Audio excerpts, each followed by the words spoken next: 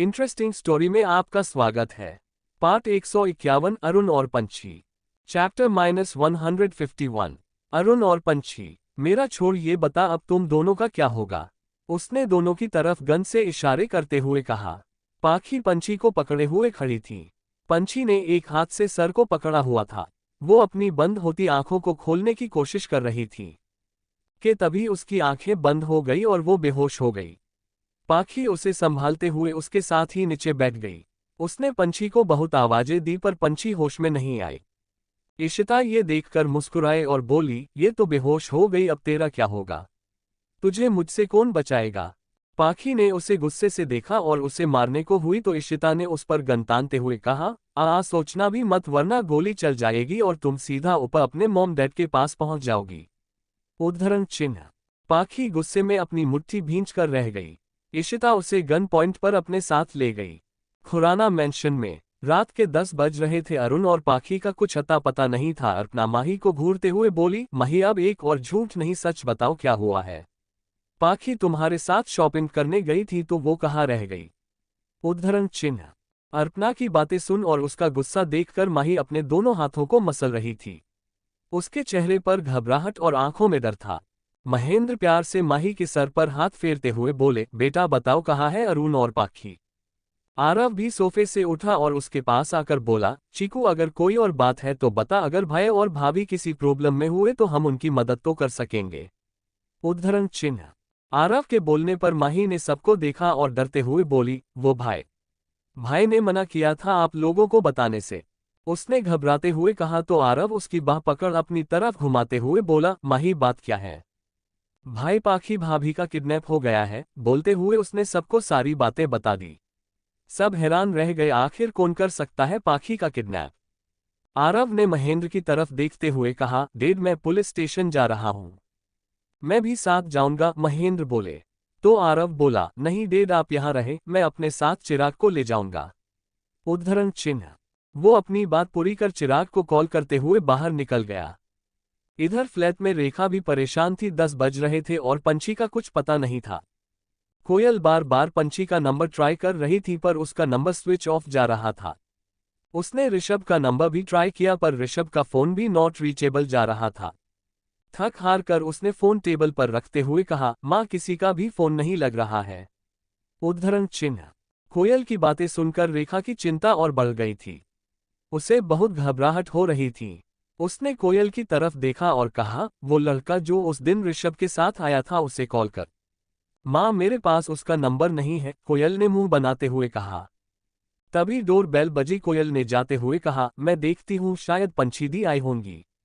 वो डोर के पास आए और डोर ओपन कर साइड हुई तो रिवान अंदर आया। तो उसे देखकर कोयल चौंकते हुए बोली, तुम यहाँ क्यों आए हो? उसने उसे घूरते हुए कहा तो रिवान भी चिढ़ते हुए बोला, पार्टी करने। इतना बोलकर वो अंदर आ गया और रेखा से बोला, आंटी पंछी का फोन डेड हो गया और ऋषभ के फोन में नेटवर्क नहीं, वो दोनों एक इंपॉर्टेंट मीटिंग के लिए शहर से बाहर गए हैं, कल सुबह तक आ जाएंगे। उद्धरण चिन्ह। रिवान ने एक लाइन में ही पूरी बात कही।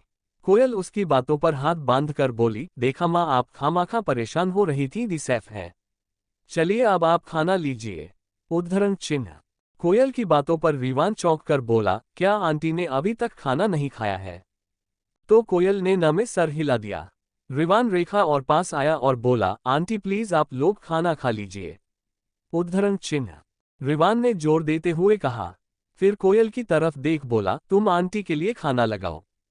कोयल ने मुंह बनाकर उसे देखा और बड़बड़ाते हुए डाइनिंग टेबल के पास आते हुए बोली, मेरे घर में आकर मुझे ही ऑर्डर दे रहा है, कनखजुरा।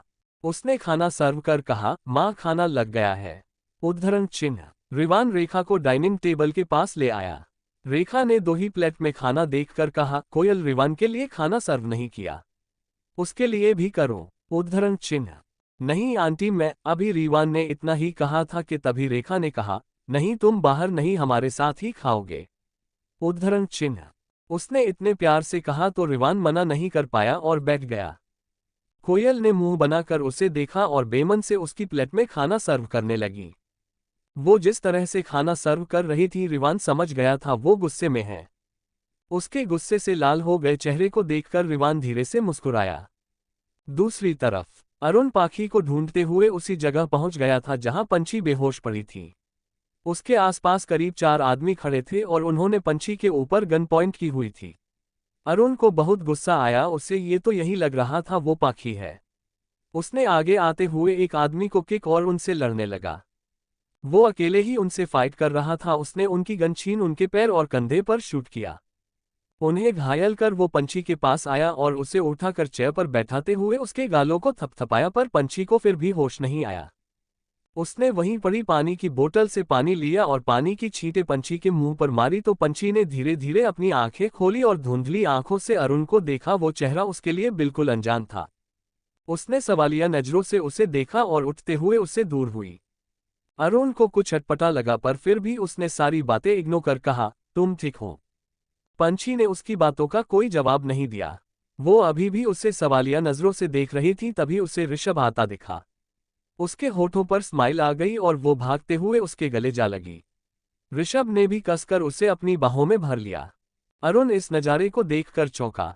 आखिर उसकी पाखी उसे छोड़कर उसके ही सामने ऋषभ को कैसे गले लगा सकती है, वो भी इस तरह की दोनों एक कपल लग रहे हों।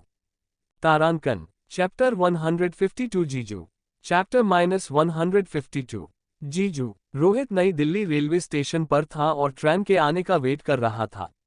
वो बार बार अपनी रिस्ट वॉच में टाइम देख रहा था। तभी उसके कान में ट्रेन की आने की हॉर्न सुनाई दी और बाकी सब की तरह वो भी उस दिशा में देखने लगा जहां से ट्रेन आ रही थी। रघु और सुलोचना को स्टेशन से रिसीव कर रोहित ने इस बार उन्हें फ्लैट नहीं छोड़ा। वो उन्हें लेकर अपने घर आ गया, जहां काव्या रोहित के पेरेंट्स के साथ बेसब्री से उनके आने का इंतजार कर रही थी। डोर बेल को आवाज से काव्या खुश हो गई और होठों पर स्माइल लिए बोली, माँ बाबा आ गए। बोलते हुए उसने डोर ओपन किया और सुलोचना के गले लग गई। वो सबके साथ अंदर आए। शादी के बाद पहली बार काव्या के घरवाले रोहित के पेरेंट्स से मिल रहे थे। वो सभी बातें करते हुए डिनर कर रहे थे। पंछी के फ्लैट में डिनर के बाद कोयल रिवान का हैंड वॉश करवाने उसे दूसरी तरफ ले आई थी। वो उसे टॉवल देकर जाने लगी तो रिवान ने उसका हाथ पकड़ लिया और उसे रोकते हुए कहा, तुम मुझसे इतना चिढ़ती क्यों हो? उद्धरण चिन्ह। कोयल ने पहले उसका हाथ देखा और फिर उसे घूरते हुए बोली, क्योंकि तुम मुझे पसंद नहीं हो। उद्धरण चिन्ह। वो अपनी बात बोलकर जाने लगी तो रिवान एकदम से उसके सामने आकर उसका रास्ता रोककर खड़ा हो गया। कोयल ने रिवान की इस हरकत पर उसे घूरकर देखा, पर रिवान अपने दोनों हाथ बांधकर उसके सामने खड़ा स्माइल कर रहा था। वो स्माइल करते हुए ही बोला, और मैं तुम्हें पसंद क्यों नहीं हूं? रिवान के इस सवाल पर कोयल ने उसे अजीब नजरों से देखते हुए कहा, ये मैं तुम्हें क्यों बताऊं? उद्धरण चिन्ह। तो रिवान एक कदम आगे बढ़ उसकी आंखों में आंखें डालकर बोला, बताना तो पड़ेगा। मैं भी तो जानूं मैं तुम्हें पसंद क्यों नहीं हूं। कोई तो वजह होगी मुझे न पसंद करने की।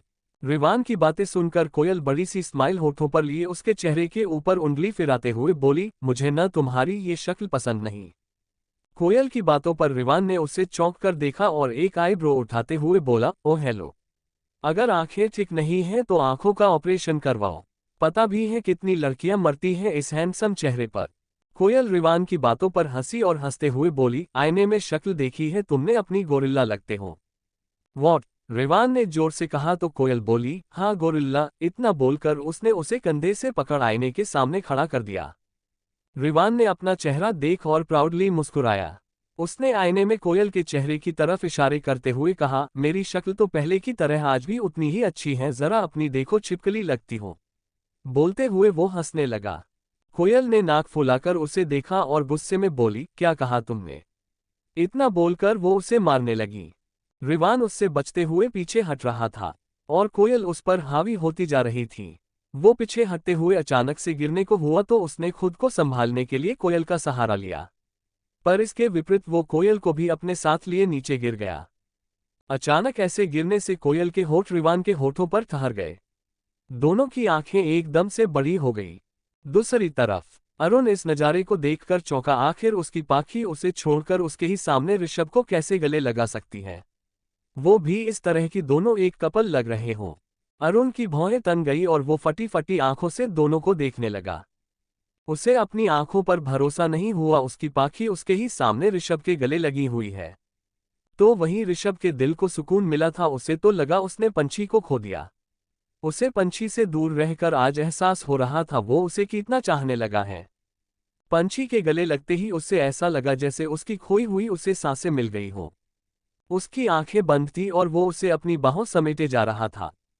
तभी उसने बंद आंखों को खोला तो उसकी आंखें अरुण की आंखों से जा टकराए। अरुण उसे में घूर रहा था। ऋषभ समझ गया था अरुण उसे ऐसे क्यों देख रहा है। उसने जल्दी से उसकी गलतफहमी दूर करते हुए पंछी से अलग होते हुए बोला, ये मेरी वाली है। उद्धरण चिन्ह। अरुण को ऋषभ की बातें समझ नहीं आई तो उसने अपनी आंखों को छोटा कर लिया। तभी पंछी ने अरुण की तरफ देखते हुए ऋषभ से सवाल किया, ये कौन है, क्या आप इन्हें जानते हैं? पंछी के सवाल पर अरुण ने उससे घुरा। वो कुछ बोलने को हुआ तभी ऋषभ ने कहा, ये अरुण है। अरुण खुराना, वो अभी अपनी बात पूरी कर पाता तभी पंछी ने बीच में ही कहा, तो आप हैं अरुण, ये सब आपके लिए हो रहा है। अरुण को समझ नहीं आया पाखी उससे किस तरह बात कर रही है। तुम, उसके बोलते हुए ही पंछी ने तपाक से कहा, पाखी। बोलते हुए उसने ऋषभ की तरफ देखा और जल्दी से बोली, ऋषभ हमें पाखी को बचाना होगा। वो साइको उसे ले गई। उसे तो मैं नहीं छोड़ूंगी। अपनी बात पूरी करते हुए उसने वहीं पर ही गन उठाए और रूम में बने दूसरे रास्ते से चली गई। ऋषभ उसके पीछे जाने लगा तो अरुण भी उसके साथ जाने लगा। उसने जाते हुए ही पूछा, मुझे बताएगा ये सब चल क्या रहा है? अगर पाखी को इशिता ले गई तो ये कौन है? ये पंछी है। पाखी और पंछी दोनों एक जैसे दिखती है, ऋषभ बोला। क्या? उसने चौंक कर कहा और उसे देखते हुए बोला, पर ये कैसे पॉसिबल है और तुझे कहाँ मिली ये? एक सेकंड, कहीं ये वो तो नहीं? अरुण ने सवाल किया तो ऋषभ ने हाँ में सर हिला दिया। अविनाश के आदमियों ने उसे खबर कर दी थी, पुलिस ने उसे ढूंढ लिया है और वो उसे पकड़ने आ रहे हैं। अविनाश ने उसी टाइम इशिता के साथ उस जगह को छोड़ दिया, पर इशिता ने पाखी को भी अपने साथ ले लिया। पाखी को मारने का भूत उस पर कुछ इस कदर सवार था कि वो अपने साथ पाखी को भी ले आई थी। अविनाश दूसरी कार में था और इशिता पाखी को लिए दूसरी कार में थी। उसने पाखी के हाथों को बांधा हुआ था। उसके पीछे उसके कुछ आदमी भी थे। इशिता, पागल मत बनो, हमारा हाथ खोलो और खुद को पुलिस के हवाले कर दो। पाखी ने उसे समझाना चाहा तो इशिता उसकी बातें सुनकर होठों को टेढ़ा शैतानी हंसी हंसते हुए बोली, ऐसे कैसे तुम्हें छोड़ दूं? पहले अरुण और अब प्रॉपर्टी तुम सब मुझसे छीन लोगी। नहीं पाखी नहीं, मैं इतनी भी बेवकूफ नहीं। तुम्हें सब कुछ देकर मैं जेल चली जाऊं? नो वे। इतना बोलकर वो फिर हंसी और उसकी तरफ देख उसे घूरते हुए दांत पिसते हुए बोली, अगर मुझे जेल भी जाना पड़ा ना तो मैं तुम्हें और तुम्हारी उस बहन दोनों को मारकर जाऊंगी। उद्धरण चिन्ह। पंछी बाहर आ गई थी। वहां गार्ड पर उसने गन तान दी। पंछी उन्हें घूरते हुए बोली, बता बता वो साइको कहाँ लेकर गई है मेरी बहन को? वो गार्ड हाथ ऊपर किए डरे हुए बोला, वो उस तरफ गए हैं। पंछी ने एक गोली उसके पैर के पास चलाई तो कुछ इंच ऊपर उछल गया। अब तक ऋषभ और अरुण भी बाहर आ गए थे। पंछी को गन चलाते देख दोनों ने एक दूसरे को देखा। फिर ऋषभ पंछी से गन लेते हुए बोला, लाओ उसे मुझे दो। नहीं, ये बताओ आप दोनों में से ज्यादा फास्ट ड्राइव कौन कर सकता है? पंछी की बातों पर दोनों ने ही हाथ ऊपर कर दिए। पंछी दोनों को देखकर कंफ्यूज हो गई और अरुण की तरफ देखते हुए बोली, जीजू आप ड्राइव करें। उद्धरण चिन्ह। जीजू, दोनों ने एक साथ चौंक कर कहा तो पंछी बोली, हाँ जीजू, पाखी मेरी बहन है और आप उसके पति हैं तो हुए न मेरे जीजू। अरुण हैरानी से उसे देखते हुए उसकी बातों पर हाँ में सर हिला दिया। अब आप दोनों खड़े क्या है, जल्दी बैठे न? आवाज सुनकर दोनों ने उसकी ओर देखा तो वो गाड़ी में बैठ चुकी थी। ऋषभ और अरुण भी जल्दी से बैठ गए। अरुण फास्ट ड्राइव कर रहा था और पंछी उसे गाइड कर रही थी। ऋषभ अरुण के बराबर में बैठा था तभी अरुण का फोन रिंग हुआ। ऋषभ ने उसकी जेब से फोन निकाला और देखकर बोला, इंस्पेक्टर विक्रम। अरुण ने सामने देखते हुए ही कहा, स्पीकर पर कर। ऋषभ ने वैसा ही किया, फोन स्पीकर पर कर दिया। दूसरी तरफ से विक्रम बोला, अरुण मुझे इन्फॉर्मेशन मिली है, अविनाश आज की फ्लाइट से शहर छोड़कर जा रहा है। नो नो नो विक्रम, वो बचकर नहीं जाना चाहिए, अरुण ने दांत पिसते हुए कहा। तो विक्रम बोला, डोंट वरी, एयरपोर्ट पर पुलिस है और मैं खुद उसके पीछे जा रहा हूं। विक्रम से बात करने के बाद अरुण खुद से बोला, इस बार नहीं बचकर जा सकते तुम मिस्टर मेहरा। तभी पंछी ने कहा, उसके जैसा घटिया इंसान मैंने आज तक नहीं देखा। प्रॉपर्टी के लिए अपने ही भाई को मार दिया और मुझे और पाखी को मारने की भी कोशिश की। उसकी बातों पर दोनों ही चौंके थे। अरुण की स्पीड स्लो हो गई। ऋषभ और अरुण दोनों ने पंछी की तरफ देखा तो पंछी बोली, मुझे ऐसे मत देखो, मुझे भी आज ही पता चला है, इशिता ने खुद बताया कि उसके डेड ने क्या क्या किया। और हम कजन है ये भी उस साइको ने ही बताया। अरुण को पंछी की बातें सुनकर सारी कहानी समझ आ गई। उसे तो बस शक था कि अविनाश ने ही प्रॉपर्टी के लिए अपने भाई को मरवाया होगा, पर पंछी की बातों ने तो उसके इस शक को यकीन में बदल दिया। तभी पंछी ने फिर कहा, पर एक बात समझ नहीं आ रही, अगर एक्सीडेंट में हमारे पेरेंट्स नहीं बचे तो फिर मैं और पाखी कैसे बच गए। पंछी की बातें सुनकर अरुण और ऋषभ भी सोचने लगे। उसकी बातों में पॉइंट था। स्लो स्पीड देखकर पंछी ने जोर से कहा, क्या कर रहे हैं जीजू, आप तेज चलाए ना, ऐसे तो वो साइको मेरी बहन को लेकर निकल जाएगी। उद्धरण चिन्ह। अरुण ने ओके कहा और फास्ट ड्राइव करने लगा। प्रश्नवाचक चिन्ह। Chapter 153 gun shot. Chapter -153 gun shot. Slow speed देखकर पंछी ने जोर से कहा, क्या कर रहे हैं जीजू, आप तेज चलाए ना, ऐसे तो वो साइको मेरी बहन को लेकर निकल जाएगी। उद्धरण चिन्ह। पंछी की बातें सुनकर अरुण ने ओके बोला और फास्ट ड्राइव करने लगा। उसने ड्राइव करते हुए ही तिरछी नजरों से ऋषभ को देखा और मन ही मन खुद से बोला, अच्छा है मुझे पाखी मिली और उसे पंछी। तभी पंछी को एक गाड़ी दिखी जो उनसे आगे ही चल रही थी। पंछी ने उस गाड़ी को देखकर कहा, आई थिंक वो लोग उसी कार में है। पंछी के बोलने पर ऋषभ और अरुण दोनों ने ही उस कार को देखा और अरुण ने स्पीड कुछ और बढ़ा ली। ऋषभ ने पंछी की तरफ देखकर कहा, लाओ पंछी गन मुझे दो। तो पंछी ने ऋषभ की बातों पर तपाक से कहा, क्यों दूं, ये मेरी गन है, तुमने क्यों नहीं उठाई गन, तुम्हें किसी ने रोका था। पंछी ने गन को अपने सीने से लगाकर मुंह बनाते हुए कहा। ऋषभ ने उसे अजीब नजरों से देखा। अरुण धीरे से मुस्कुराया। सीरियसली पंछी की बातें ऐसी सिचुएशन में भी उन्हें हंसा रही थी। ऋषभ ने मुंह खोल गहरी सांस ली। अरुण ने अपनी कमर में टंकी गन को निकालकर ऋषभ की तरफ बढ़ाते हुए कहा, ये ले। ऋषभ ने गन लेते हुए उससे देखा। अरुण अभी भी मुस्कुरा रहा था। ऋषभ ने उसे मुस्कुराते देखकर रूड वॉइस में बोला, गाड़ी उनके नजदीक ला। ऋषभ की बात सुनकर अरुण ने अपनी कार उसके कार के बगल ले आया। तभी पंछी ने शीशे में से झांकते हुए कहा, जीजू थोड़ा पास ले जाओ, कुछ दिख नहीं रहा। अरुण ने वैसा ही किया जैसे पंछी ने कहा। वो और ऋषभ अपनी बगल चल रही हैं, कार में झांक रहे थे। उस कार के शीशे ब्लैक कलर के थे। अभी वो कार के अंदर देख ही रहे थे कि तभी कार के शीशे नीचे हुए और उसमें बैठे आदमी फायरिंग करने लगे। पंछी और ऋषभ एकदम से नीचे झुक गए। सालों छुपकर गोली चलाओगे, पंछी ने उठते हुए कहा और फायरिंग करने लगी। तो अरुण ने एक बार फिर ऋषभ की तरफ देखा जो उसे ही देख रहा था। ऋषभ ने झुंझला कर कहा, मुझ पर बाद में हंस लेना, पहले ड्राइविंग पर ध्यान दे। पंछी ने शीशे नीचे किए और वो भी रिटर्न फायरिंग करने लगी। ऋषभ भी उसका साथ दे रहा था और निशाना लगाकर गोली चला रहा था।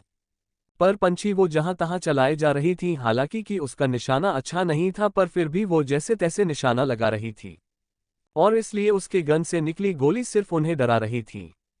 पर ऋषभ उन पर निशाना साध उन्हें शूट कर रहा था। उसे एक एक आदमी को शूट करते देख अरुण बोला, क्या कर रहा है, क्यों टाइम वेस्ट कर रहा है, सीधे ड्राइवर पर निशाना लगाना। अरुण की बातें सुनकर ऋषभ ने उसे तिरछी नजरों से देखा और बोला, पहले नहीं बता सकता था, तू खुद नहीं सोच सकता था। अरुण ने मुंह बनाते हुए। ऋषभ ने वैसा ही किया। उसने गाड़ी के ड्राइवर के सर पर निशाना साधा और शूट कर दिया। उसके ऐसा करते ही ड्राइवर मर गया और वो कार डिसबैलेंस होकर पत्थर से टकराकर पलट गई। अरुण ये देखकर बोला, गुड शॉट। बोलते हुए उसने सामने देखा तो उनसे कुछ दूरी पर एक और कार दिखी। अरुण ने स्पीड कुछ और बढ़ाई और उस कार के पास आ गया। पंछी ने झांक कर देखा तो उसमें इशिता थी और उसके बगल पाखी बैठी थी जिसके दोनों हाथों को इशिता ने बांधा हुआ था। जीजू वो साइको इसी कार में है, पंछी ने जोर से कहा। पाखी ने अरुण को देखकर गहरी सांस ली। उसके चेहरे पर खुशी की झलक दिखी तो इशिता उसे तिरछी नजरों से देखते हुए बोली, ज्यादा खुश मत होना पाखी, क्योंकि तुम बहुत जल्दी मरने वाली हो। अपनी बात पूरी कर वो होठों को टेढ़ा कर धीरे से मुस्कुराए। तुम इसी भ्रम में जियो, क्योंकि हम जानते हैं हमें कुछ नहीं होगा। जब तुम्हारे पापा हमें तब नहीं मार पाए जब हम बच्चे थे, तो तब तुम हमारा क्या ही कर लोगी। पाखी ने गहरी मुस्कान होठों पर लिए कहा। इशिता उसकी बातों से कुछ और चिढ़ गई और उसने एक नजर अरुण को देखा और बोली, गलती कर रहे हो अरुण, वापस चले जाओ वरना मैं इसे मार दूंगी। उद्धरण चिन्ह। ये तो अभी पता चल जाएगा कौन किसे मारता है। इतना बोलकर अरुण ने इशिता को ओवरटेक कर आगे जाकर गाड़ी घुमाकर रोक दी। वो और ऋषभ दोनों कार से बाहर आए और गाड़ी से टेक लगा कर खड़े हो गए। इशिता का रास्ता रोके खड़े वो दोनों धीरे से मुस्कुराए और तभी इशिता ने उनके पास आते हुए जोर से ब्रेक लगाया तो कार घसीटते हुए कुछ दूरी तक गई। इशिता कार से बाहर आए और पाखी को गन पॉइंट पर रखकर बोली, अरुण मुझे जाने दो वरना तुम अपनी लवली स्वीट वाइफ को खो दोगे।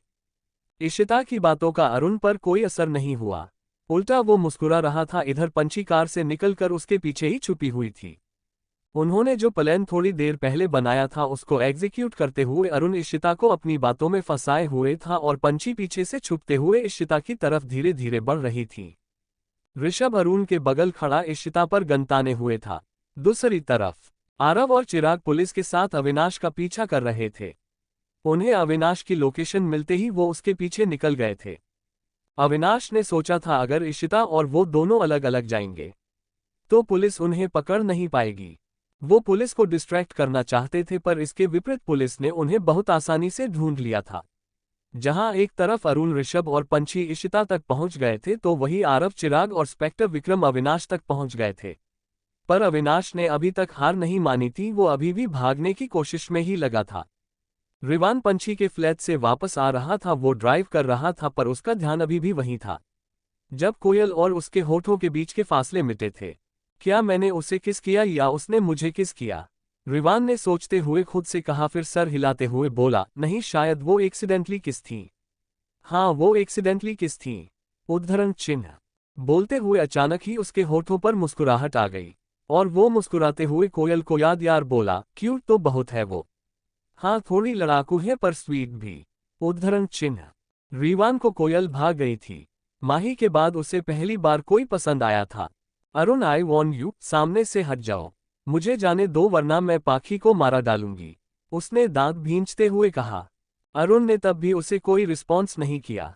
पंछी अब तक उसके पीछे पहुंच चुकी थी और उसने इशिता के पीछे आते हुए उसके उस हाथ को पकड़ लिया जिसमें वो गन पकड़े खड़ी थी। इशिता अचानक ही चौंकी थी, तभी पाखी उसकी कैद से आजाद हुई और वो भागते हुए उससे दूर हुई।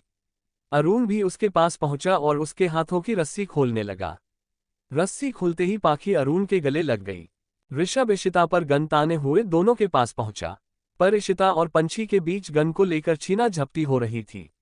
कभी इशिता पंछी पर भारी पड़ रही थी तो कभी पंछी इशिता पर भारी पड़ रही थी।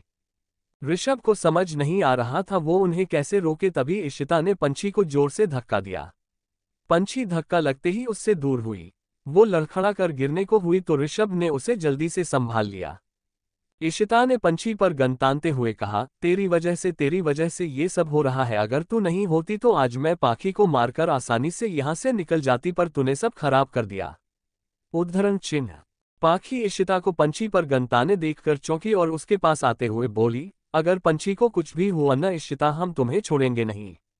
पाखी की आंखों में आज गुस्सा था और बेहद गुस्से और नफरत के मिले जुले भाव से उसे देख रही थी। अच्छा इतना प्यार आ रहा है अपनी बहन पर तो क्यों न इसे मार दूं मैं, इसके मरने के दुख में तू खुद ही मर जाएगी, इशिता ने होठों पर डेविल स्माइल लिए हुए कहा और अपनी बात कर वो हंसने लगी। इशिता ने पाखी को देखा और फिर पंछी को देखा। वो दोनों को देखकर धीरे से मुस्कुराए और उसने गोली चला दी। इससे पहले गोली पंछी को लगती पाखी बीच में आ गई और गोली उसे लग गई। ये देखकर सब चौंके थे। इशिता को गोली चलाते देख ऋषभ के गन से भी गोली निकली, वो सीधा इशिता के बाह से छूकर निकली। तभी इशिता के हाथ से गन छुटकर नीचे गिर गई। पंछी अरुण ने पाखी को संभाला। गोली पाखी के कंधे पर लगी थी। पाखी को ऐसी हालत में देखकर अरुण ने नीचे पड़ी गन उठाए और इशिता के ऊपर चला दी। इस बार गोली इशिता की बाह पर लगी। अरुण शायद उसे मार ही डालता, पर तभी पंछी जोर से चिल्लाए, पाखी जीजू, पाखी को हॉस्पिटल ले जाना है, गाड़ी निकालो। पंछी के बोलने पर ऋषभ ने इस बार ड्राइविंग सीट संभाली। अरुण पाखी को लेकर पीछे बैठ गया। पंछी ने उसी रस्सी से जिस रस्सी से इशिता ने पाखी को बांधा हुआ था, उसने उसी रस्सी से इशिता को कार के साथ बांध दिया और ऋषभ के बगल बैठ गई। ऋषभ ने पुलिस को लोकेशन सेंड कर दी तो पुलिस कुछ ही देर में वहां पहुंच गई और इशिता को अरेस्ट कर उसे हॉस्पिटल ले गई क्योंकि गोली उसे भी लगी थी। इधर ऋषभ फास्ट ड्राइव कर रहा था। पाखी की आंखें बंद हो रही थी। अरुण पंछी दोनों ही उसे होश में रखने की पूरी कोशिश कर रहे थे, पर पाखी की पलकें भारी होती जा रही थीं। अरुण बार बार उसके गाल को थपथपा रहा था। अरुण के चेहरे और आंखों में डर दिख रहा था। पाखी को खो देने का डर। अरुण ने पाखी के गालों को थपथपाते हुए कहा, पाखी डोंट स्लीप। तुम कहती थी ना तुम्हारा अपना कोई नहीं। देखो तुम्हारी अपनी बहन है, मैं हूं। हम सब एक परिवार है पाखी। तुम अपने परिवार को छोड़कर नहीं जा सकती। आंखें खोलो यार प्लीज। बोलते हुए उसकी आवाज भारी हो गई थी। पंछी ने ऋषभ की तरफ देखा और बोली, प्लीज ऋषभ फास्ट ड्राइव करिए। मेरी बहन को कुछ नहीं होना चाहिए। मैं उसे खो नहीं सकती। पाखी प्लीज होश में रहो यार। अभी तो हम मिले हैं, तुमसे ढेर सारी बातें करनी है मुझे। उद्धरण चिन्ह। पंछी और अरुण ऐसे ही पाखी को अपनी बातों में लगाए उसे जगाए रखने की कोशिश कर रहे थे। ऋषभ ने फास्ट ड्राइव कर 1 घंटे में ही सबको हॉस्पिटल पहुंचा दिया था। पाखी के कपड़े खून से भीग गए थे। अरुण ने जो अपना ब्लेजर उसे पहनाया था वो भी खून में भीग गया था। ओरती में अंदर जाते ही उन्हें बाहर रोक दिया गया। वो तीनों ही बाहर खड़े हाफते हुए उस रूम के दरवाजे को देख रहे थे। Chapter 154 the past. Chapter -154 the past. पंछी, अरुण, ऋषभ तीनों ऑपरेशन थिएटर के बाहर खड़े थे कि तभी कुछ लोगों के कदमों के आने की आहट आए। आवाज सुनकर पंछी ने उस ओर देखा तो उसकी आंखें बड़ी हो गई। 2 लेडीज कांस्टेबल और एक वार्ड बॉय इशिता को स्ट्रेचर पर ला रहे थे। वो दर्द में कराह रही थी। उसने अपनी एक बाह को दूसरे हाथ से पकड़ा हुआ था। पंछी उसे गुस्से और नफरत से देख रही थी। तभी उसने हाथों की मुट्ठी कसी और इशिता की तरफ बढ़ते हुए बोली, तुझे तो मैं छोड़ूंगी नहीं साइको, तूने पाखी पर गोली चलाई। वो इशिता को मारने के लिए बढ़ी थी। तभी ऋषभ ने उसे पीछे से अपनी बाहों में भर रोकते हुए कहा, पंछी रुक जाओ, क्या कर रही हो? ऋषभ छोड़िए मुझे, मैं इसे नहीं छोड़ूंगी। इसने पाखी पर गोली चलाई, उसे मारने की कोशिश की। इसे तो मैं मार डाल लूंगी। उद्धरण चिन्ह। ऋषभ उसे कमर से पकड़े अपनी तरफ खींच रहा था और पंछी उससे छूटने की कोशिश कर रही थी। वो बिल्ली की तरह इशिता पर झपट रही थी। तभी लेडीज कांस्टेबल ने कहा, मैम ये आप क्या कर रही है? आप इन्हें हट नहीं कर सकती, ये पहले से ही इंजर्ड है। अरुण ने इशिता को देखकर गुस्से में अपनी मुट्ठी कस ली थी। उसे भी पंछी जीतना ही गुस्सा आ रहा था, पर वो खुद को कंट्रोल किए खड़ा था। वो पंछी के पास आया और बोला, जाने दो इसे पंछी, बस कुछ दिन की ही तो बात है। जैसे ही ये रिकवर होगी इसे जेल भेज दिया जाएगा। इस पर ऐसे ऐसे चार्जेस लगेंगे कि अपनी पूरी जिंदगी जेल में ही रहेगी। उद्धरण चिन्ह। अरुण की बातें सुनकर इशिता हंसते हुए बोली, तो तुम्हें ऐसा लगता है अरुण मैं इशिता मेहरा जेल में रहेगी? बोलते हुए वो हंसी, फिर उसकी तरफ देख आगे बोली, कोई भी पिंजरा मुझे कैद में नहीं रख सकता, बहुत जल्द तुम्हें पता चल जाएगा। उद्धरण चिन्ह। पंछी इशिता की बातें सुन गुस्से में बोली, रस्सी जल गई बल नहीं गया, इसे तो मैं अभी बताती हूँ। इतना बोलकर वो फिर उस पर लपकी, पर ऋषभ ने उसे और कसकर पकड़ लिया और उसका चेहरा अपनी तरफ करते हुए उसे अपनी बाहों में भर लिया। वो उसे अपनी बाहों में जकड़े खड़ा उसे शांत कर रहा था और वो उसकी बाहों से आजाद होने की कोशिश कर रही थी। अरुण के इशारे करने पर इशिता को वहां से ले जाया गया। जब कुछ देर बाद पंछी शांत हुई तो वो बेंच पर जाकर बैठ गई। वो गुस्से में अपनी हाथों की उंगलियों को मसल रही थी।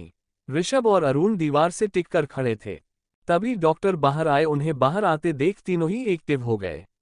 अरुण और पंछी दोनों ने एक साथ कहा, अब वो कैसी हैं? डॉक्टर ने मास्क हटाते हुए कहा, आप सही टाइम पर ले आए उन्हें। इतना ब्लड लॉस होने के बाद भी हमने उन्हें बचा लिया। वो सेफ है, she is out of danger now. थोड़ी देर में हम उन्हें नॉर्मल वार्ड में शिफ्ट कर देंगे, तब आप लोग उनसे मिल सकते हैं। एनास्थीसिया का असर उन पर अभी भी है, इसलिए वो बेहोश हैं। डॉक्टर अपनी बात पूरी कर वहां से चले गए। पंछी एक गहरी सांस लेते हुए दोनों हाथों से अपना चेहरा ढकते हुए बैठ गई। अरुण ने भी चेहरा ऊपर करते हुए आंखें बंद की। ऋषभ ने माथे हाथ रख अपने माथे को सहलाया। तभी अरुण का फोन रिंग हुआ। अरुण ने देखा कॉल आरव की है तो उसने कॉल रिसीव करते हुए कहा, क्या वो पकड़ा गया? हाँ भाई, उसने कोशिश तो बहुत की पर हमने उसे पकड़ लिया। पुलिस उसे ले गई है। आप सब कहाँ है? मैं हॉस्पिटल में हूँ। क्या आप हॉस्पिटल में? सब ठीक तो है ना? भाभी कैसी है? आरव की घबराती हुई आवाज आई। अरुण गहरी सांस लेकर बोला, उसे गोली लगी है। क्या इशिता ने? आरव के पूछने पर अरुण ने हाँ कहा। आरव ने अरुण से बात कर मेंशन में भी कॉल कर सबको बता दिया। रात के करीब 2 बज रहे थे जब सब हॉस्पिटल पहुंचे। Aarav, Mr and Mrs Khurana, Mahi, Ritika ये सभी पाखी के वर्ग की तरफ आ रहे थे। उन सबकी नजर पंछी पर गई जो ऋषभ और अरुण के साथ खड़ी थी। पंछी को देखकर सबने एक दूसरे को देखा। भाभी तो ठीक लग रही है, माही धीरे से बोली। हाँ, पाखी को देखकर तो कहीं से नहीं लगता उसे गोली लगी होगी। रितिका जो माही के बगल ही चल रही थी उसने माही की बातों पर कहा। चौंका तो आरव भी था। भाभी ठीक है, फिर भाई ने ये क्यों कहा कि उन्हें गोली लगी है? अर्पणा पंछी के पास आकर उसके गले लग गई। पंछी को ये अजीब लगा पर उसने कुछ कहा नहीं। पंछी के चेहरे को हाथों में भरकर अर्पणा बोली, तुम ठीक हो बेटा? मैं ठीक हूं, पर आपको कौन है आंटी? पंछी ने सवालिया नजरों से देखते हुए पूछा और पलटकर ऋषभ और अरुण को देखने लगी। वो दोनों भी समझ गए थे, सबने पंछी को पाखी समझ लिया। पाखी तो बिल्कुल ठीक है, फिर तुमने ये क्यों कहा उसे गोली लगी है? महेंद्र ने अरुण को तरफ देखते हुए कहा। अरुण उनकी बातों पर बोला, ये पंछी है पापा, पाखी अंदर है, वो अभी बेहोश है। अरुण की बातों पर सबने चौंक कर पंछी को देखा। पंछी भी सबके ऐसे देखने से सकपका गई थी। वो जबरदस्ती की स्माइल अपने होठों पर लिए धीरे से मुस्कुराए। ऋषभ और अरुण ने दोनों ने उन्हें जुड़वा होने का सच बताया तो महेंद्र हैरान होते हुए बोला, अविनाश इतना गिर जाएगा कभी सोचा नहीं था। उसने दोनों मासूम बच्चों को भी नहीं छोड़ा। उद्धरण चिन्ह। तभी आरव बोला, डोंट वरी डैड, अब वो अपने कर्मों की सजा जेल में रहकर भुगतेंगे। उद्धरण चिन्ह। सबको देखकर पंछी को कुछ याद आया और वो ऋषभ की तरफ देखते हुए बोली, माँ को। उसने अभी इतना ही कहा था कि तभी ऋषभ बोला, डोंट वरी, उन्हें लगता है हम दोनों मीटिंग के लिए शहर से बाहर गए हैं। वो सभी वही बैठे पाखी के होश में आने का इंतजार करने लगे। तभी अरुण की नज़र इंस्पेक्टर विक्रम पर गई। इंस्पेक्टर विक्रम एक डॉक्टर से बात कर रहा था। अरुण उसके पास आया और बोला, क्या हुआ विक्रम, कोई परेशानी?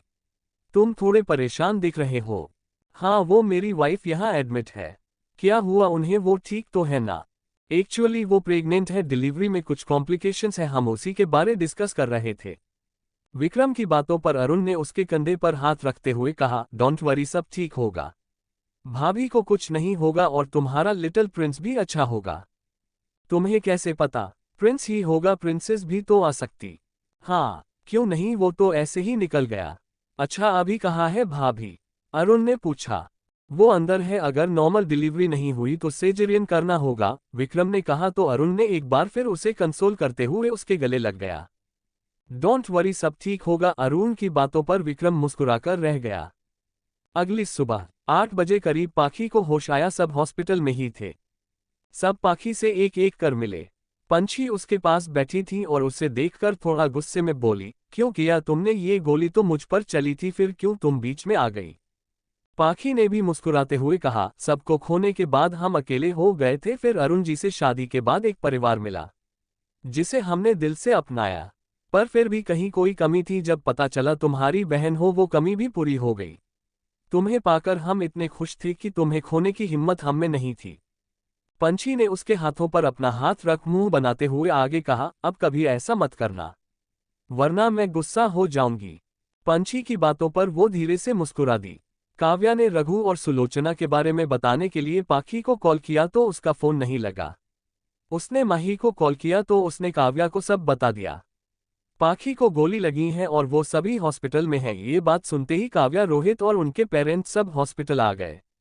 वहां आकर उन्हें पाखी और पंछी का सच पता चला तो वो सभी हैरान रह गए। सब पाखी के बेड के इर्द गिर्द खड़े थे और पाखी सवालिया नजरों से रघु और सुलोचना को देख रही थी। उसने उन्हें देखते हुए कहा, बताए काका, आप तो बाबा के दोस्त हैं, उन्हें बचपन से जानते हैं, तो बताइए क्या हम उनकी बेटी नहीं हैं? पाखी की बातें सुनकर रघु ने सुलोचना की तरफ देखा तो सुलोचना ने धीरे से सर हिला दिया। रघु ने पाखी के सर पर हाथ फेरते हुए कहा, हाँ, तुम मोहन और शारदा की बेटी नहीं हो, उन्होंने तुम्हें गोद लिया था। क्या? पाखी ने चौंक कर कहा। हाँ, वो दोनों दिल्ली आए थे और जिस रात वो दिल्ली से वापस जा रहे थे उन्होंने रास्ते में एक्सीडेंट हुआ देखा। वो दोनों उनकी मदद के लिए गए।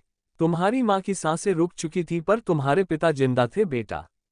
उन्होंने तुम्हें मोहन को दे दिया और उसे दूर ले जाने के लिए कहा। मोहन के सामने ही उन्होंने अपनी आखिरी सांसें ली। उनकी कोई संतान नहीं थी, वो तुम्हें पाकर खुश हुए थे, जबकि तुम्हारे पिता ने ही तुम्हें उन्हें सौंप दिया था, तो वो तुम्हें लेकर लखनऊ आ गए और तुम्हें अपनी बेटी की तरह पाला। तुम उनके जीने का सहारा बनी थी। उद्धरण चिन्ह। सच सुनकर पाखी की आंखों से आंसुओं की कुछ बूंदें निकली तो अरुण उसके हाथ को अपने हाथ में थाम कर आंखों से इशारे कर उसे रोने से मना किया। ऋषभ के कहने पर रिवान कोयल और रेखा को हॉस्पिटल ले आया था, क्योंकि पंछी जिद पर अड़ी थी, जब तक पाखी घर नहीं जाएगी वो भी उसके साथ ही रहेगी। तो ऋषभ को उन्हें हॉस्पिटल ही बुलाना पड़ा। पंछी ने रेखा को सवालों के कटघरे में खड़ा कर दिया था और वो अपने अस्तित्व का सच पूछ रही थी। रेखा पाखी को देखकर समझ गई थी वो दोनों जुड़वा बहनें हैं। रेखा ने उन्हें वही सच बताया जो इशिता ने दोनों को बताया था।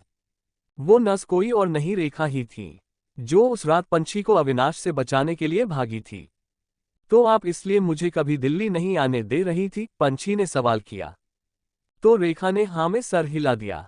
वो उसके सर पर हाथ रखते हुए बोली, मैंने जानबूझकर तुम्हें तुम्हारे माँ बाप से दूर नहीं किया था। हालात ही ऐसे थे बेटा, मुझ पर चोरी और पता नहीं कैसे कैसे केस लगा दिए गए। मैं फिर भी तुम्हें तुम्हारे माँ बाप तक पहुंचाना चाहती थी, पर तभी तुम्हारे पेरेंट्स के एक्सीडेंट की खबर सुनी। मैं समझ गई थी ये एक्सीडेंट नहीं था, उसी आदमी का सब किया था। तुम्हारे जान को इस शहर में खतरा था, इसलिए मैंने और मेरे हस्बैंड ने डिसाइड किया को हम ये शहर ही छोड़ देंगे। हम तुम्हें लेकर मुंबई चले गए और वहीं सेटल हो गए। उद्धरण चिन्ह। क्या तू मुझसे नाराज है? रेखा ने पंछी की आंखों में झांक कर सवाल किया तो पंछी ने नम आंखों से उसके हाथ को अपने दोनों हाथों के बीच रखते हुए बोली, कैसी बातें कर रही हो माँ, आपने तो मुझे नई जिंदगी दी है। मैं तो कब की ये दुनिया छोड़ चुकी होती अगर आप न होती। इतना बोलकर वो उसके गले लग गई। अरुण फोन पर बात करते हुए बाहर आ गया। उसने कॉल पर बात करते हुए कहा, इतने चार्जेस लगाओ इन पर कि ये दोनों कभी बाहर ही ना आ पाए। अपनी बात पूरी कर वो जाने लगा, तभी उसकी नज़र ओटी के बाहर खड़े विक्रम पर गई। वो कुछ परेशान लग रहा था। उसे अकेले खड़े देखकर अरुण उसके पास चला गया और औरती को देखते हुए बोला, बहुत एक्साइटेड होना अंदर से आने वाली आवाज को सुनने के लिए। आवाज सुनकर विक्रम ने उसकी तरफ देखा और अरुण को देखकर मुस्कुरा दिया। तभी अंदर से एक बच्चे के रोने की आवाज आई। Chapter 155 accidental marriage, last chapter. Chapter -155। आवाज सुनकर दोनों ने औरती की तरफ देखा और मुस्कुरा दिए। अरुण विक्रम के गले लगकर बोला, कॉन्ग्रेचुलेशंस यार। थैंक यू, विक्रम उससे अलग होते हुए बोला। तभी डॉक्टर बाहर आए और विक्रम को बधाई देते हुए बताया कि उसे बेटा हुआ है। अरुण ने एक बार फिर उसे कंग्रेचुलेट किया तो विक्रम बोला, तुम तो एस्ट्रोजन निकले, तुम्हें कैसे पता कि प्रिंस ही आएगा? उद्धरण चिन्ह। तो अरुण मुस्कुराते हुए बोला, हाँ सही कहा, एस्ट्रोलॉजर ही तो हूं मैं। इतना बोलकर वो मुस्कुराने लगा। अब आपकी वाइफ कैसी है? विक्रम ने पूछा तो अरुण ने मुस्कुराते हुए कहा, अब वो ठीक, और तुम मुझसे यहाँ खड़े खड़े बात क्या कर रहे हो? जाओ भाभी से मिलो, प्रिंस से मिलो, दोनों वेट कर रहे होंगे तुम्हारा। अरुण के कहने पर विक्रम अंदर चला गया। इधर अरुण इशिता के रूम में आया था और उसे दोनों हाथ पेंट की जेब में डाले मुस्कुराते हुए देख रहा था।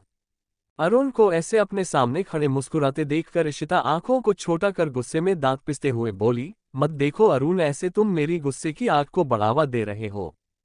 तुम कभी नहीं सुधर सकती। अरुण ने सर हिलाते हुए कहा और उसके पास आया और वो होठों पर तंज भरी मुस्कान लिए बोला, तुमने आज तक जितने भी क्राइम किए हैं तैयार हो जाओ, उन सब की सजा तुम्हें जिंदगी भर जेल में रहकर काटनी पड़ेगी। उद्धरण चिन्ह। अरुण की बातों पर इशिता अपनी मुट्ठी को भींचकर अरुण को घूरते हुए बोली, ये तुम अच्छा नहीं कर रहे हो अरुण, बहुत पछताओगे। पछताओगी तो तुम इशिता, तुम्हारे डेड और तुमने जो भी किया है उसकी सजा तो तुम्हें मिलकर रहेगी। आई प्रोमिस तुम दोनों को कभी जेल से बाहर नहीं दूंगा। अरुण ने दांत पिसते हुए कहा, तुम पहले मुझे कैद करके तो दिखाओ। आई एम इशिता मेहरा, मुझे कैद करना किसी के बस में नहीं। मैं एक आजाद पंछी हूं, जहां चाहे वहां उड़ूंगी। कैद करोगे तो पिंजरा तोड़कर उड़ जाऊंगी। उद्धरण चिन्ह। इशिता की बातों पर अरुण बोला, तुम्हारे इस घमंड ने ही तुम्हें इस हालत में पहुंचाया है और एक दिन तुम्हारी जान भी ले लेगा। बोलते हुए उसने गहरी सांस ली और रिलैक्स होकर आगे बोला, तुम्हें एक न्यूज देने आया था। पाखी जिंदा है और सही सलामत है, और रही बात तुम्हारे डेट की तो वो जेल में है और बहुत जल्द तुम्हें भी उनके पास ही भेज दिया जाएगा। अरुण की बातों पर इशिता ने दांत पीसकर कहा, अरुण। पर अरुण ने उसकी एक नहीं सुनी, वो मुस्कुराते हुए वहां से चला गया। पाखी के वार्ड में अभी भी सब थे और सभी हंसते हुए बातें कर रहे थे। तभी विक्रम उन्हें अपने पापा बनने की खुशी में मिठाई खिलाने आया। सबने उसे कंग्रेचुलेट किया। तभी अर्पणा ने कहा, आज इतने खुशी के मौके पर इतनी अच्छी खबरें मिली है सुनने के लिए, तो एक खबर हम भी सबको सुना देते हैं। बोलते हुए उसने सबको देखा और मुस्कुराते हुए आगे बोली, पाखी के ठीक होते ही मैं अपने बेटों की बारात लेकर जाऊंगी, तो बेटियां वाले थोड़ा सावधान रहें और तैयारियां कर ले। उद्धरण चिन्ह। जी जरूर, रेखा ने मुस्कुराते हुए कहा। इधर इशिता ने अरुण के जाते ही अपनी हथकड़ी को बालों की पिन से खोला और अपनी कलाई पर हाथ फेरते हुए बोली, मुझे कोई कैद करके नहीं रख सकता। इतना बोलकर वो उठी और सबकी नजरों से बचकर जाने लगी। तभी उसके कान में बच्चे के रोने की आवाज गई। डोर खोलकर रूम में गई तो एक बच्चा पालने में रो रहा था। वो बच्चा विक्रम का था। अक्षरा अभी भी हल्की बेहोशी में थी, इसलिए उसका ध्यान इशिता पर नहीं गया।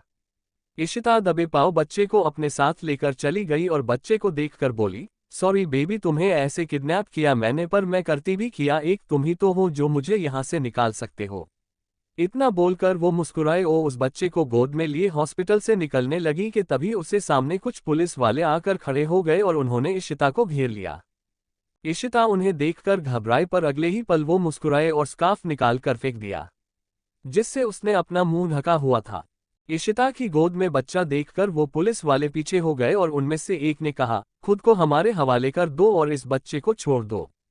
अगर इसे छोड़ दिया तो मैं यहाँ से कैसे जाऊंगी, बेवकूफो सामने से हटो नहीं तो यहीं इसका गला दबा दूंगी। उद्धरण चिन्ह। इधर विक्रम रूम के आया तो उसे पालने में अपना बच्चा नहीं दिखा। तभी उसका फोन रिंग और एक कांस्टेबल ने उसे हॉस्पिटल के बाहर का पूरा वाकया सुना डाला। विक्रम ने गुस्से में अपनी मुट्ठियां भींच ली। अरुण और बाकी सभी को भी ये खबर मिल गई कि इशिता फिर भाग गई है। अरुण, ऋषभ, रोहित, आरव, रिवान और विक्रम सब एक साथ बाहर आए पर उन्हें इशिता नहीं मिली। तभी एक कांस्टेबल ने कहा, सर वो बच्चे को लेकर चली गई। उद्धरण चिन्ह।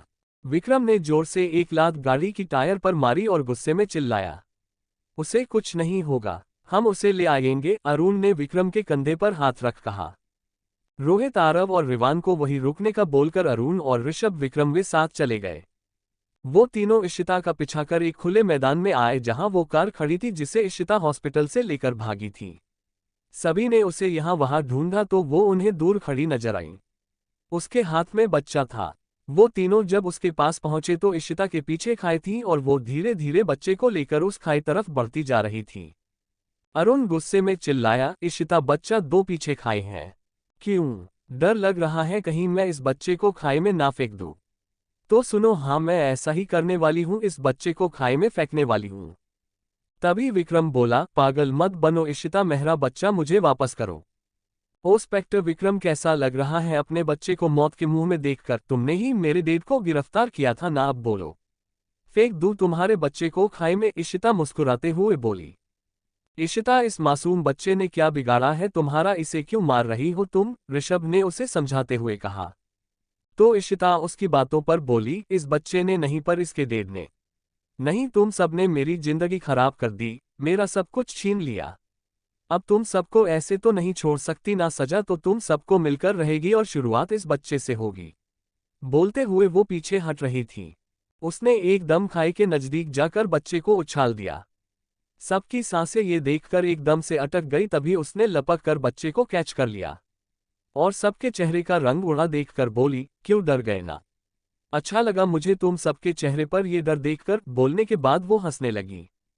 उन तीनों ने एक दूसरे को इशारे कर सर हिलाया।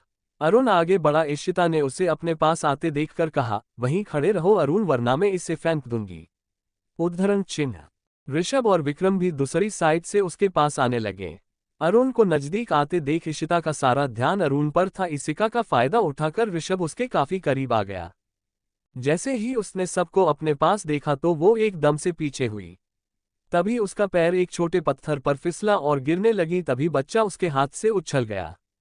अरुण ने जल्दी से लपक कर बच्चे को पकड़ लिया। विक्रम और ऋषभ ने लपक कर इशिता का हाथ पकड़ना चाहा तो उसका हाथ दोनों के हाथ में से रेत की तरह फिसल गया और इशिता खाई में जा गिरी। कुछ सेकंड तक वहां सन्नाटा छा गया। सबके दिल की धड़कन और बच्चे के रोने की आवाज ही गूंज रही थी। तीनों ने एक दूसरे को देखा और अरुण ने कहा, शायद उसकी किस्मत में यही लिखा था। एक महीने बाद पूरा घर रंग बिरंगे फूलों से सजा था। साथ ही 3 मंडप सजे थे जिन्हें बहुत खूबसूरती से सजाया गया था। जब पंछी, माही और ऋतिका दुल्हन बनकर आए तो सबकी नजरें उन पर ठहर गई। पाखी ने उन्हें देखते हुए कहा, कितनी खूबसूरत लग रही है ये तीनों। हाँ यार, तुमने सही कहा, कहीं हमारी ही नजर ना लग जाए इन्हें, काव्या ने भी उन्हें देखते हुए कहा। तुम दोनों भी कुछ कम के नहीं हो, अरुण ने दोनों के पास आते हुए कहा।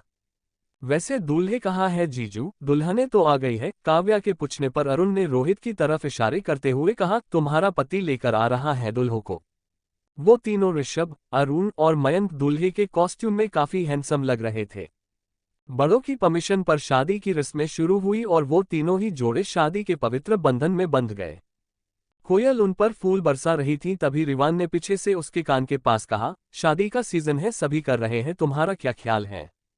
रिवान की बातों पर पहले तो कोयल मुस्कुराई, फिर उसे घूरते हुए बोली, सीजन है तो क्या हुआ, मेरा मूड नहीं है। इतना बोलकर वो चली गई। रिवान ने उसे मुंह बनाकर देखते हुए कहा, यार अब इसका मूड कब होगा? उद्धरण चिन्ह। शादी के बाद की सभी रस्में कर वो सभी एक बड़ी सी टेबल के इर्द गिर्द बैठे थे। तभी रोहित ने नए जोड़े को सलाह देते हुए कहा, दोस्तों अगर जिंदगी में खुश रहना चाहते हो तो एक बात याद रखना, ऑफिस हो या घर अपनी बीवी से बहस मत करना, क्योंकि हारना तुम्हें ही है, तो बेहतर है पहले ही हथियार डाल देना। उद्धरण चिन्ह। रोहित की बातों पर अरुण ने कहा, ऑफिस हो यार घर, जीत हमेशा अरुण खुराना की होती है। अरुण की बातों पर पाखी ने उसे आईब्रो उठाकर देखा। तभी ऋषभ भी बोला, एब्सोल्युटली राइट, हम हारने वालों में से नहीं है, जीतने वालों में से है। ऋषभ की बातों पर पंछी ने भी उसे आंखें बड़ी कर देखा और पाखी को इशारे कर हाथ बांधकर बोली, तो अब से बिजनेस और घर दोनों ही जगह हारने की आदत डाल लीजिए पतिदेव। उसकी बातों पर सबने उसकी तरफ देखा और ऋषभ मुस्कुरा दिया। तभी पाखी उठते हुए बोली, हाँ, क्योंकि अब से आपका सामना बिजनेस वर्ल्ड में हमसे होगा। हमने और पंछी ने डिसाइड किया है, हम घर के साथ साथ बिजनेस भी संभालेंगे। कल ही हम और पंछी मेहरा इंडस्ट्री को टेक ओवर करेंगे। तो जरा आप दोनों अब संभल जाए, क्योंकि अब आपका सामना हमसे होने जा रहा है। पाखी की बातों पर अरुण और ऋषभ उसे आंखें फाड़े देख रहे थे, तो वहीं सब हंस दिए। पाखी हंसते हुए ही अचानक से बेहोश होकर टेबल पर ही गिर गई। सब उसे देखकर चौंक गए। अरुण जल्दी से उसके पास आया और पाखी को गोद में उठाकर रूम में ले गया। कुछ ही देर में डॉक्टर आए और पाखी को चेक करने लगे। वो सभी रूम के बाहर ही खड़े इंतजार कर रहे थे। तभी डॉक्टर बाहर आए और अरुण की तरफ देख मुस्कुराते हुए बोले, कॉन्ग्रेचुलेशन मिस्टर खुराना। डॉक्टर का इतना कहना था कि सब समझ गए क्या बात है। सबने एक साथ पाखी और अरुण को कंग्रेचुलेट किया। एक बार फिर उनकी खुशी दुगुनी हो गई थी। सबके जाने के बाद अरुण ने पाखी को अपनी बाहों में भर कहा, यार तुमने तो मेरी इस छोटी सी दुनिया को और भी खूबसूरत बना दिया। इतना खूबसूरत तोहफा देकर हमारे रिश्ते को मुकम्मल कर दिया तुमने। अरुण की बातों पर पाखी ने उसके गले में बाहों का हार डालते हुए कहा, मुकम्मल तो आपने हमें किया है, अगर आप नहीं होते तो हमारी बेरंग जिंदगी में मोहब्बत के रंग कैसे भरते। आपसे ही ये सांसें हैं, आपसे ही ये धड़कन है, आपसे ही ये जिंदगी है। I love you Arun ji. इतना बोलकर पाखी ने अपने माथे को उसके माथे से लगा लिया। अरुण ने धीरे से अपने होठों को उसके होठों पर रख दिया। एक बार फिर दो प्यार करने वाले एक दूसरे में खो गए। तारांकन। एक अनचाहे रिश्ते की मुकम्मल दास्तां यहीं पर खत्म होती है। उम्मीद है आप सबको ये कहानी पसंद आई होगी। एक्सीडेंटल मैरिज कैसी लगी आपको कमेंट सेक्शन में बताएगा जरूर। Like share comment and subscribe करें अगर कहानी अच्छी लगी हो। थैंक्स।